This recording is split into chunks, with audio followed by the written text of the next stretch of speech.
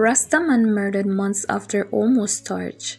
After his house was destroyed by arsonists last year in King Weston Lawrence Tavern, St. Andrew, Omar Gray fled the area to live with his female companion in nearby Tavern Gully.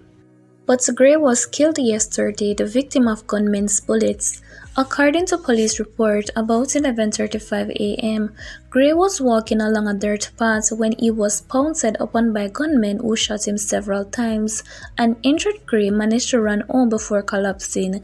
He was pronounced dead at the Kingston Public Hospital. A police source told the news team that Gray, who is in his 50s, was known to have had frequent arguments with other persons.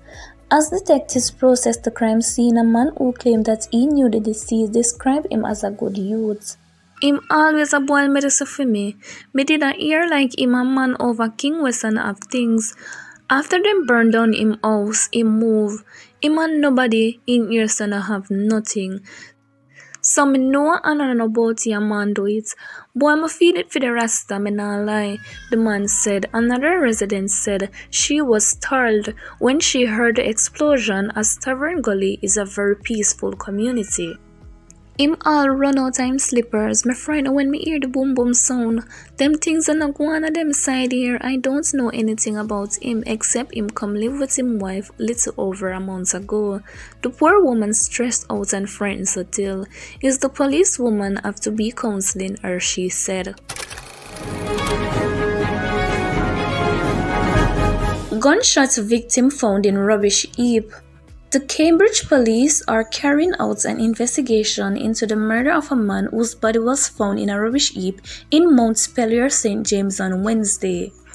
The victim has been identified as 21-year-old Brandon Doman, otherwise called Barrington, a mechanic of Mount Pelier. Reports by the Cambridge police are that about 2 a.m. residents reported hearing gunshots coming from a section of the community and alerted them. Upon the arrival of the lawman, Doman was discovered barefoot, clad in only his underpants and merino, lying face down in rubbish. He had multiple gunshot wounds to his upper body. He was transported to the Cornwall Regional Hospital, where he died while undergoing treatment about 7:30 a.m. It is believed that Doman was at a house in the community when gunmen forced their way inside the dwelling. He allegedly ran from the house, but the gunmen caught up with him along the roadway and opened fire hitting him before escaping the area. The scene was revisited and processed by detectives attached to the Anchovy and Cambridge Police Station. One investigator told the Weekend Star that the police have not yet come up with a motive for the latest killing. "We believe it could have stemmed from a feud between men from the community of Montpelier," the officer stated. "But it is still early days yet, and the police are hoping to make headway into their investigation by the end of this week." Doman is the 37th person to be killed in St. James since the start of the year.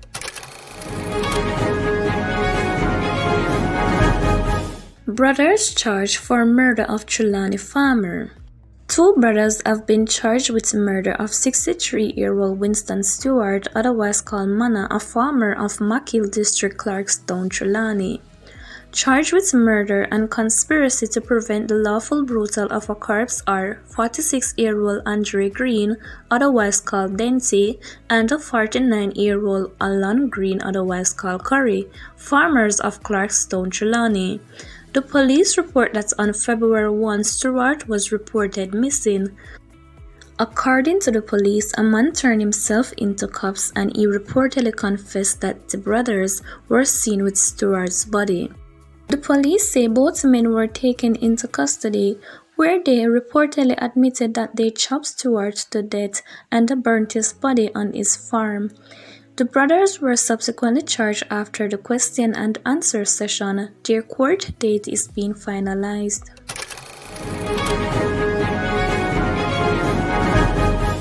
Man shot dead at St. James Shopping Centre. Police officers are still on the scene at a Megamart complex in Catherine Hall, St. James, where a man has been shot and killed.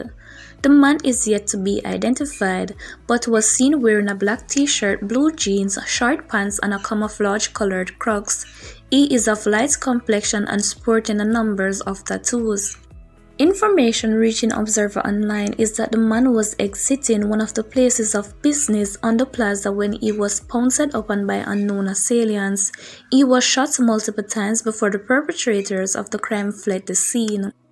The incident has so far led to an interruption of business on the complex, which houses a Mega Mart, Jamaica National Bank, and an Island Grill restaurant.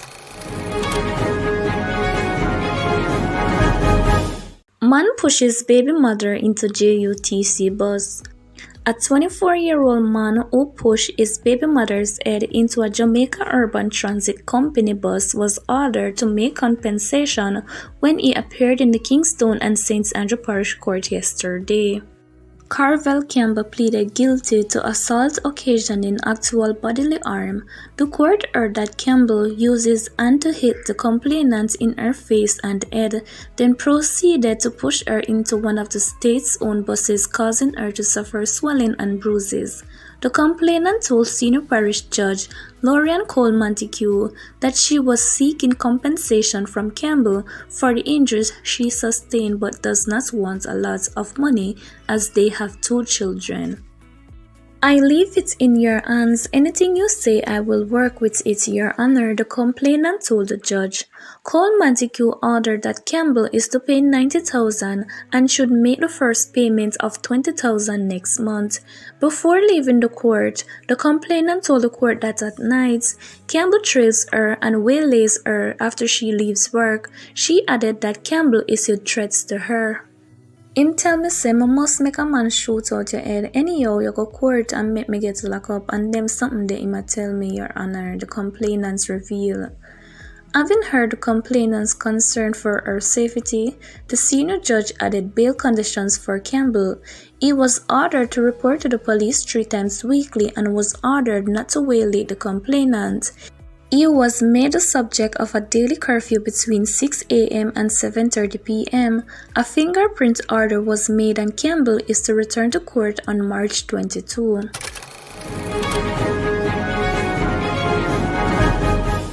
Meadows reaps Twitter wrath over denigrating post about Krystal Tomlinson.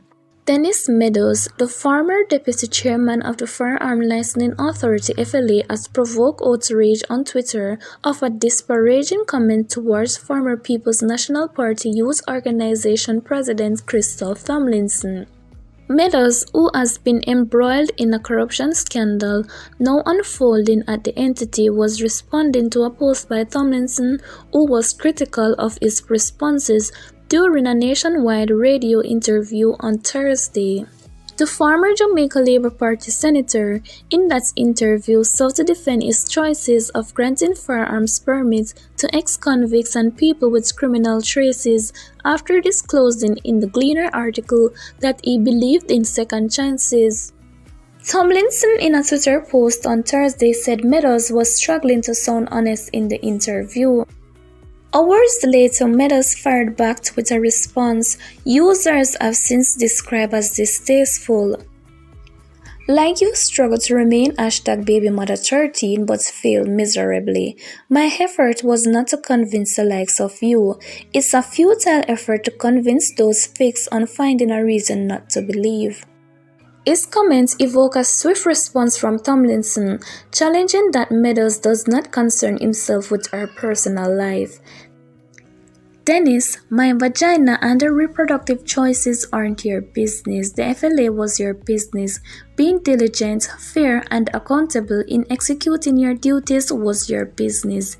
If you had half of the passion for your work as you do my body, you wouldn't be struggling to address these allegations, said Tomlinson.